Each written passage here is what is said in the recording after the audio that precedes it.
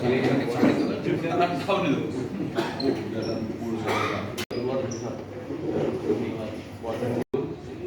Sebetulnya saya pengen tuh di pertengahan tahun kemarin. Tapi pertengahan tahun itu berapa kali ada yang masuk rumah sakit ya di pertengahan tahun itu.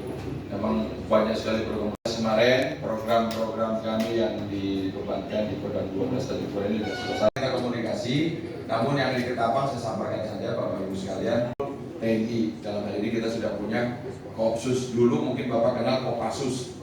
Tentang kejadian Ketapang, boleh silakan suspend TNI.